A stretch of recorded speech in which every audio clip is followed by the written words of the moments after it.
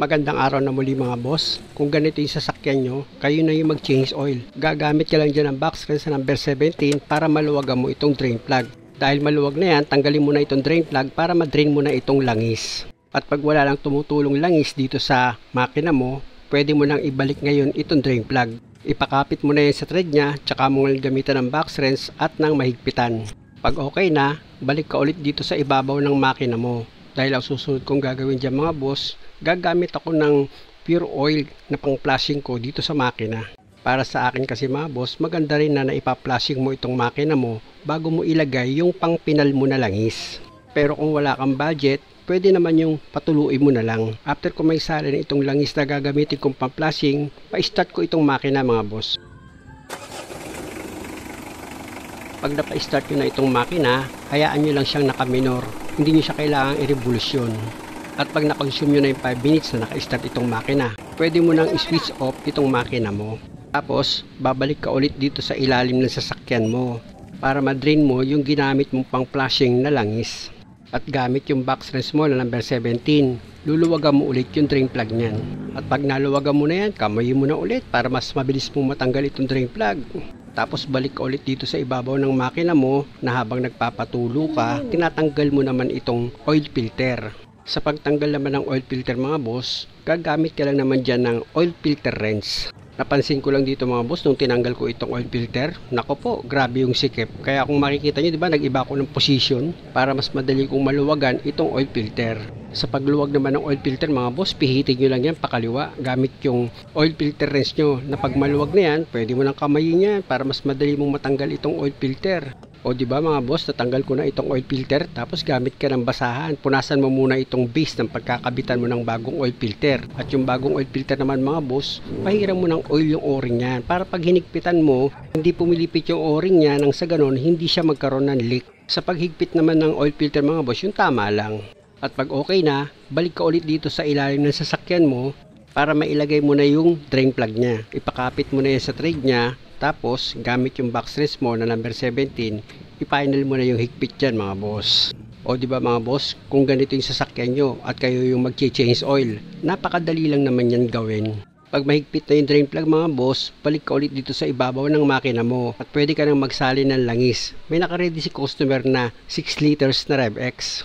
Hindi mo isasalin lahat yan mga boss, may matitira dyan. Kaya gumamit ka ng dipstick para sigurado ka na tama yung langis na ilalagay mo dito sa makina.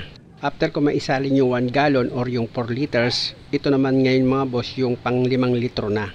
At para sigurado ako sa sukat ng langis, hugutin ko itong dipstick. Tapos pupunasan ko yan. After ko mapunasan, ibabalik ko yan sa dati niyang position. At para makita nyo kung saan ko huhugutin itong dipstick, itutok ko itong camera mga boss, tapos hugutin ko itong dipstick. Kung makikita nyo mga boss, kulang pa rin yung oil niya dahil nga sa 5 liters pa lang yung nailagay ko. Kaya magdadagdag ako dyan ng half liter. After ko masalina yan mga boss, tanggalin ko na itong imbudo, tapos ibabalik ko muna itong engine cap niya. Dahil nga sa ang susunod kong gagawin dyan mga boss, papalitan ko itong fuel filter ni customer. Sa pagtanggal naman ng fuel filter assembly mga boss, gumamit ka lang dyan ng Phillips screw. Para itong clamp dito sa fuel hose mo, maluwagan mo yan at matanggal siya sa pagkakaipit. At pag naluwagan mo na yung dalawang clamp dito sa fuel hose, pwede mo na ngayon itulak pababa yung fuel hose bawat isa.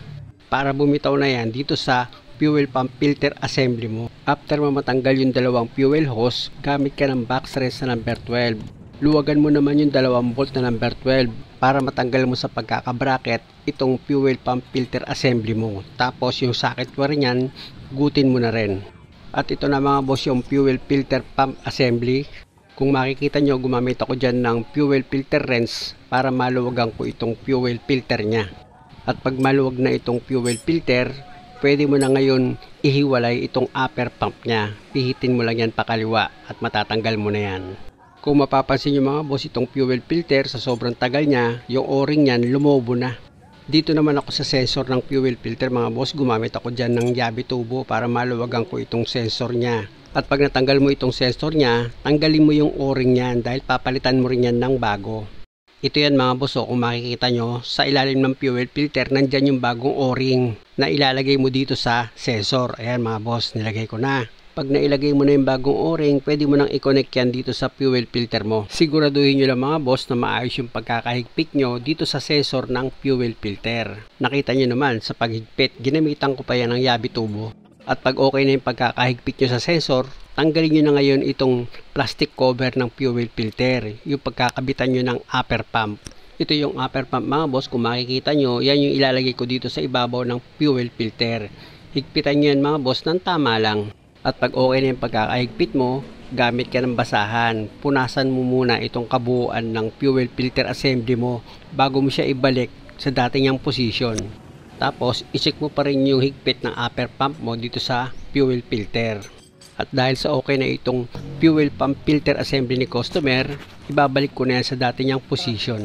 Siyempre, ang unahin yung ilagay dyan, yung socket wire sensor niya. Pag na-connect nyo na yan, pwede nyo na ngayon ilagay itong fuel pump filter assembly nyo dito sa bracket niya. Pero, unahin nyo munang ilagay itong isang fuel hose. Yan yung galing sa tangke.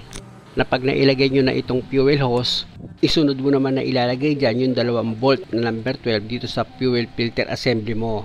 Na pag naipakapit mo na yan sa thread niya, gamit ka na ngayon ng box thread sa number 12, siguraduhin mong maayos yung pagkakahigpit mo ng 2 bolt dito sa fuel filter assembly mo. Hindi kasi pwedeng gagalaw-galaw yan. Tapos gamit ka ng Phillips screw para mahigpitan mo itong clamp dito sa fuel hose.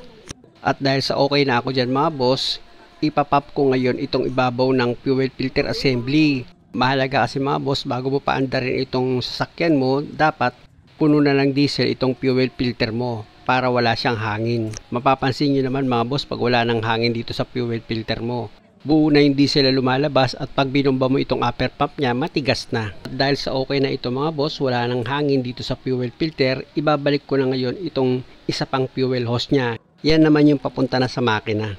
Pag okay na yung pagkakalagay mo ng fuel hose dito sa upper pump, siguraduhin mong mahigpit yung clamp niyan. Pwede kasing mag hard starting yan, tumirik o kaya pumalya kapag meron siyang singaw ng diesel dito sa fuel hose. Pa-start ko na itong makina mga boss. Start na!